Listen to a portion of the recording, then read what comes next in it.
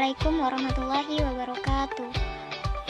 Kami dari kelompok 6 yang terdiri dari Rada Yulanda, Indah Hendrati, DPG Asrah, dan Maulina Agustina akan menjelaskan mengenai materi APBD pada subbab F mengenai pertanggungjawaban pelaksanaan APBD dan subbab G mengenai dana perimbangan.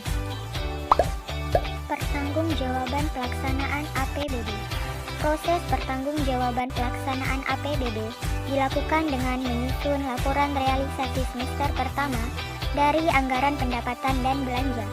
Kemudian disusul dengan laporan tahunan yang disusun oleh masing-masing SKPD dalam bentuk laporan keuangan yang terdiri dari laporan realisasi anggaran, neraca, dan catatan atas laporan keuangan. Laporan keuangan dari masing-masing SKPD ini kemudian dikonsolidasikan menjadi laporan keuangan pemerintah daerah yang terdiri dari laporan realisasi anggaran, neraca, laporan arus kas, dan catatan atas laporan keuangan. Laporan keuangan ini harus diperiksa terlebih dahulu oleh BPK sebelum disahkan sebagai laporan pertanggungjawaban pelaksanaan APBD. Mekanisme dana perimbangan.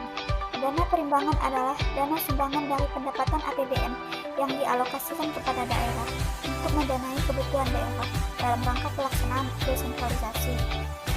Latar belakang lain adalah transfer dana dari pusat ke daerah, yaitu untuk mengatasi ketimpangan fiskal vertikal atau antara pusat dan daerah, mengatasi ketimpangan fiskal horizontal, serta guna mencapai standar pelayanan untuk masyarakat.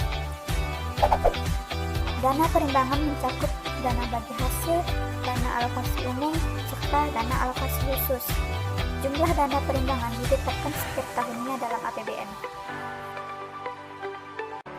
Yang pertama, dana bagi hasil.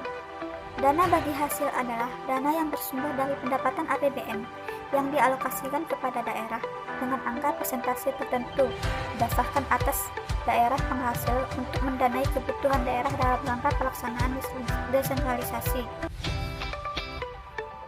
Sumber dana bagi hasil adalah pajak dan sumber daya alam. Pajak sendiri terdiri dari atas PBB, BPHTB, serta PPH, baik dari wajib pajak orang pribadi dalam negeri maupun dari PPh 21. Sedangkan dana bagi hasil dari sumber daya alam berasal dari perhutanan, tambangan umum, perikanan, pertambangan minyak bumi, tambangan gas bumi, serta pertambangan panas bumi. Pembagian dan mekanisme perhitungan dana bagi hasil, baik pajak maupun sumber daya alam, diatur dalam Undang-Undang Nomor 33 Tahun 2004 dan PP Nomor 55 Tahun 2005 tentang dana perimbangan. Dana alokasi umum. Apa itu dana alokasi umum? Dana alokasi umum adalah dana yang bersumber dari pendapatan APBN yang dialokasikan dengan tujuan pemerataan kemampuan keuangan antar daerah untuk mendanai kebutuhan daerah dalam rangka pelaksanaan desentralisasi. Dana alokasi umum tersebut dialokasikan untuk provinsi dan kabupaten atau kota. Jumlah keseluruhan dana alokasi umum ditetapkan dalam APBN dengan ketentuan. Pertama, jumlah keseluruhan dana alokasi umum ditetapkan oleh sekurang-kurangnya 26% dari pendapatan dalam negeri neto. Kedua, proporsi dana alokasi umum antar provinsi dan kabupaten atau kota dihitung dari perbandingan antara bobot urusan pemerintahan yang menjadi kewenangan provinsi dan kabupaten atau kota. Sedangkan yang ketiga, jika penentuan proporsi tersebut belum dapat dihitung secara kuantitatif, proporsi dana alokasi umum antara provinsi dan kabupaten atau kota ditetapkan dengan imbangan 10% dan 90%. Dana alokasi umum untuk suatu daerah dialokasikan berdasarkan atas formula yang terdiri atas celah fiskal dan alokasi dasar. Celah fiskal adalah selisih antara kebutuhan fiskal dan kapasitas fiskal. Sedangkan alokasi dasar dihitung berdasarkan jumlah gaji pegawai negeri sipil daerah. Kebutuhan fiskal daerah merupakan kebutuhan pendanaan daerah untuk melaksanakan fungsi layanan dasar umum antara lain kesehatan, pendidikan, infrastruktur, dan pengentasan kemiskinan. Setiap kebutuhan pendanaan tersebut diukur secara berturut-turut menggunakan variabel jumlah penduduk, luas wilayah, indeks kemahalan konstruksi, PDRB, dan IPM. Sedangkan kapasitas fiskal daerah dihitung berdasarkan pendapatan asli daerah dan dana bagi hasil. Dana alokasi umum atas dasar celah fiskal untuk suatu provinsi dihitung berdasarkan perkalian bobot provinsi yang bersangkutan dengan jumlah dana alokasi umum seluruh provinsi. Selanjutnya adalah materi dana alokasi khusus. Dana alokasi khusus merupakan dana yang bersumber dari pendapatan APBN yang dialokasikan pada daerah tertentu untuk membantu mendanai kegiatan khusus yang merupakan urusan daerah dan merupakan bagian dari program yang menjadi prioritas nasional. Penetapan kegiatan khusus yang akan didanai dari DAK diusulkan oleh Menteri Teknis dan baru ditetapkan setelah berkoordinasi dengan Menteri Dalam Negeri, Menteri Keuangan, dan Menteri Negara Perencanaan Pembangunan Nasional sesuai dengan renja pemerintah. Ketetapan tentang kegiatan khusus tersebut disampaikan kepada Menteri Keuangan. Menteri Teknis menyampaikan laporan pelaksanaan kegiatan DAK setiap akhir tahun anggaran kepada Menteri Keuangan, Menteri Perencanaan dan Pembangunan Nasional, dan Menteri Dalam Negeri. Penetapan dan penggunaan dana alokasi khusus. Alokasi DAK per daerah ditetapkan dengan peraturan Menteri Keuangan. Penggunaan DAK harus dilakukan sesuai dengan petunjuk teknis penggunaan DAK yang dikeluarkan oleh Menteri Teknis. DAK tidak dapat digunakan untuk mendanai administrasi kegiatan, penyiapan kegiatan fisik, penelitian, pelatihan, dan perjalanan dinas.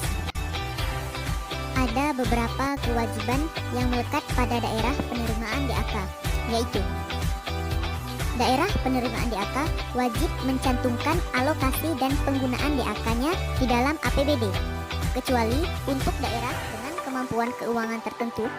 Daerah penerimaan DAK wajib menganggarkan dana pendamping dalam APBD sekurang-kurangnya 10% dari besaran alokasi DAK yang diterima. Dana pendamping tersebut digunakan untuk mendanai kegiatan yang bersifat kegiatan fisik.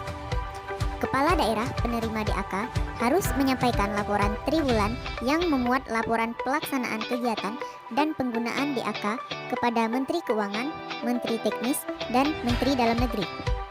Penyampaian laporan selambat-lambatnya 14 hari setelah triwulan yang bersangkutan berakhir. Perhitungan dana alokasi khusus.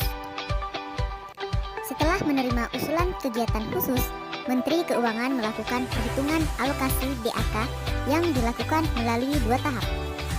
Tahap pertama, penentuan daerah tertentu yang menerima DAK. Daerah tersebut harus memenuhi kriteria umum, kriteria khusus, dan kriteria teknis. Penentuan kedua, penentuan besaran alokasi DAK masing-masing daerah yang ditentukan dengan perhitungan indeks berdasarkan kriteria umum, kriteria khusus, dan kriteria teknis. Kriteria umum adalah perumusan berdasarkan kemampuan keuangan daerah yang dicerminkan dari penerimaan umum APBD setelah dikurangi belanja pegawai negeri sipil daerah.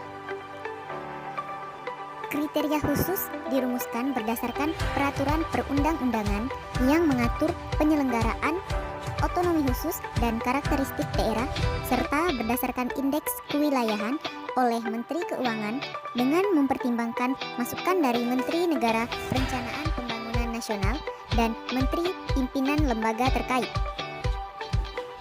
Kriteria teknis merupakan kriteria yang disusun berdasarkan indikator-indikator kegiatan khusus yang akan didanai dari DAK. Kriteria teknis tersebut dirumuskan melalui indeks teknis oleh Menteri Teknis terkait. Baiklah, hanya itu yang dapat kami sampaikan. Kurang dan lebihnya kami mohon maaf. Akhir kata, wabillahi taufiq wal hidayah. Wassalamualaikum warahmatullahi wabarakatuh.